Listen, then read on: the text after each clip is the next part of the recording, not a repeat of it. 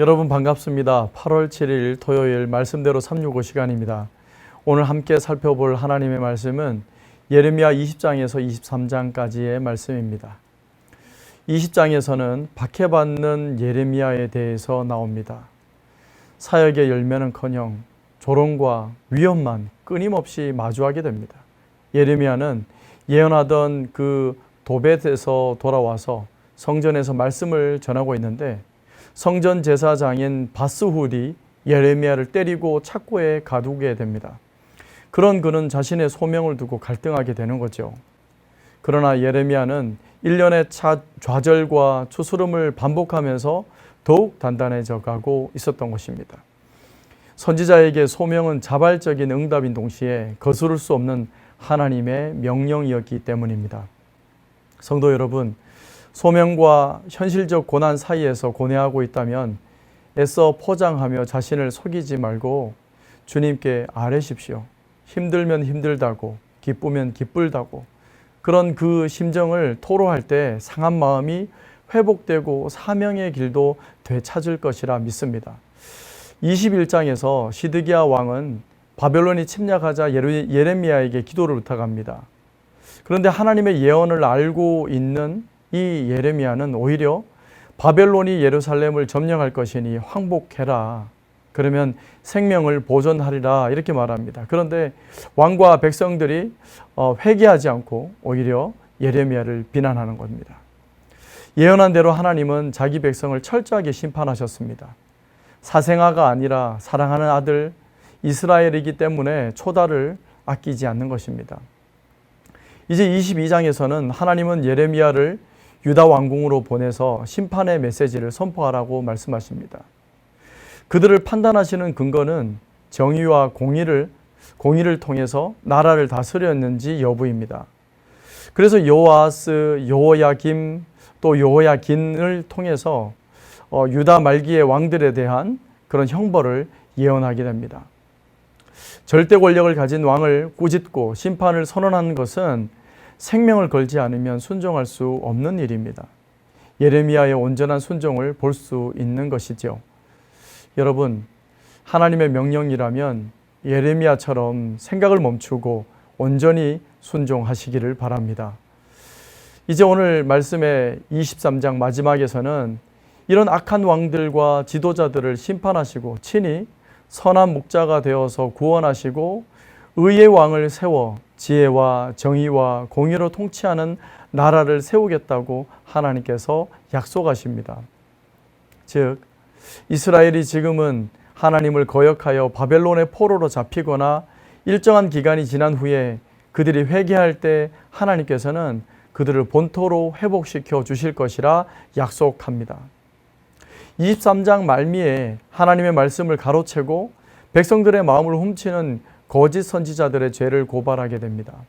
그들은 천지에 충만하신 하나님의 심판을 피할 수 없음을 말하고 있습니다. 성도 여러분, 하나님 앞에 죄를 품은 채 우리가 피할 곳은 없다는 사실을 기억하시기 바랍니다. 회개함으로 오히려 하나님이 든든한 피난처가 되어주신다는 것을 믿음으로 고백하시는 하루 되시기를 바랍니다. 이제 이 말씀을 위 목사님의 말씀으로 더욱 깊이 묵상하시기를 바랍니다.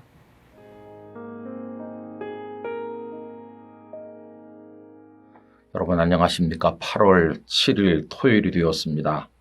오늘 함께 묵상하실 말씀은 예레미야 20장 9절입니다. 내가 다시는 여호와를 선포하지 아니하며 그의 이름으로 말하지 아니하리라 하면 나의 마음이 불붙는 것 같아서 골수에 사무치니 답답하여 견딜 수 없나이다. 아멘. 여러분, 하나님의 사람으로 살아가는 우리들이 성공적인 인생을 사는 것은 무엇을 뜻하는 것일까요? 그것을 예레미야 당시의 선지자들의 이야기를 통해서 생각해 보고자 합니다. 특별히 오늘 읽을 말씀 가운데서 23장의 말씀에는 거짓 선지자들의 행태에 관해서 많은 말씀을 이야기하고 있습니다. 이 거짓 선지자들의 특징은 말씀을 열심히 전하기는 전하는데 하나님의 말씀을 전하는 게 아니라 자기가 하고 싶은 말을 전하는 것이었습니다. 그러니 그것은 거짓된 것이죠. 여러분, 원래 하나님의 말씀은 능력이 있기 때문에 그 말씀이 제대로 전해지고 또 제대로 받으면 깨지고 변화되고 새로워지게 되어 있습니다. 이 말씀의 능력에 관해서 예레미야 23장 29절은 다음과 같습니다.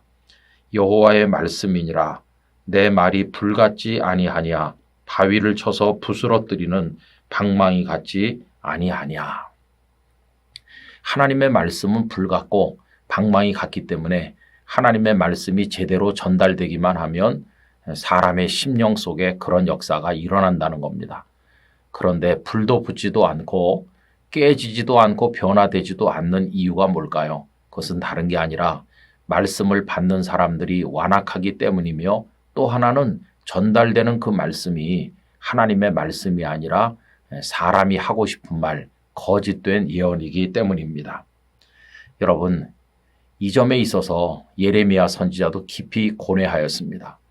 예레미야도 사람인데 백성들에게서 존경과 칭찬을 받고 싶은 생각이 왜 없겠습니까?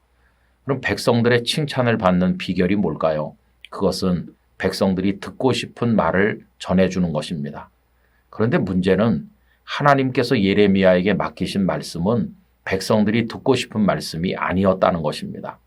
백성들은 평안의 말씀을 듣고 싶어 해요. 그런데 하나님께서는 책망과 진노의 말씀을 전하게 하셨습니다. 백성들은 애굽의 힘을 빌려서 바벨론을 막아내는 말씀을 듣고 싶어 해요. 그런데 하나님께서는 바벨론에 항복하는 자가 살 것이라는 백성들이 기대하는 말씀과는 전혀 다른 말씀을 전하게 하셨습니다. 예레미야는 많이 망설였겠죠. 그런 말씀을 전하면 백성들에게 미움을 받을 게 뻔하지 않습니까? 그렇지만 예레미야는 하나님의 사람으로 하나님의 말씀을 전하지 않을 수가 없어서 열심히 전했죠. 역시나 다가오는 것은 백성들의 미움뿐이었습니다. 너무나도 마음이 괴로웠어요. 그래서 한동안은 하나님의 말씀을 전하지 않을까 하는 생각을 해보기도 했지만 그렇게 하고 가만히 있으면 이 가슴 속에 불이 붙는 것 같아서 견딜 수가 없었다는 겁니다. 그래서 또다시 하나님의 말씀을 전하게 된 것이죠. 그 마음을 보여주는 말씀이 오늘 본문인데 다시 한번 읽어보겠습니다. 내가 다시는 여호와를 선포하지 아니하며 그의 이름으로 말하지 아니하리라 하면 나의 마음이 불붙는 것 같아서 골수에 사무치니 답답하여 견딜 수 없나이다. 예레미야는 심적인 괴로움을 무릅쓰고 또 백성들로부터 받는 미움을 감수하고 하나님의 말씀을 전했습니다. 백성들의 박수를 받기보다는 하나님께 기쁨이 되기를 원하였습니다. 그래서 자신의 삶의 기준을 사람들에게 둔 것이 아니라 하나님께 두고 하나님께 맞추는 삶을 살고자 노력하였습니다. 여러분, 바울 사도도 역시 그래요. 갈라디아서 1장 10절에 보면 이런 말씀이 있죠. 이제 내가 사람들에게 좋게 하랴, 하나님께 좋게 하랴, 사람들에게 기쁨을 구하랴, 내가 지금까지 사람들의 기쁨을 구하였다면 그리스도의 종이 아니니라 라고 말씀했어요. 여러분, 바울 사도도 하나님께 맞추고 하나님께 기쁨이 되고 또 하나님으로부터 기쁨을 얻는 것을 기준으로 살아갔었습니다. 이 땅에 그리스도인들이 그리스도인으로 성공하는 비결은 다른 데 있는 게 아니에요. 사람들이 칭찬한다고 당장 눈앞에 어떤 열매가 많다고 그것이 성공인 것이 아니라 하나님께 맞춰서 하나님께 기쁨이 되고 그 일로 인해서 내가 기쁘다면, 그래서 하나님과 연결되어 산다면 그게 진정한 하나님의 사람의 성공적인 인생이라는 거 기억해야 되겠습니다. 여러분, 어떤 유혹이나 망설임 앞에 있다고 할지라도 우린 철저히 하나님께만 맞추고 살도록 노력해야만 되겠습니다. 우리 모두에게 그런 삶이 있기를 진심으로 원합니다.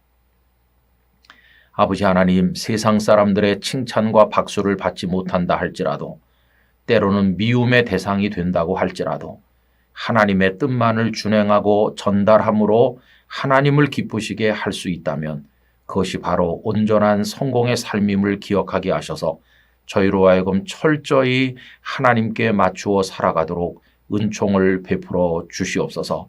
끝까지 인내하며 하나님을 바라보는 믿음을 저희들에게 허락하여 주시옵소서. 주 예수님의 이름으로 기도하옵나이다. 아멘.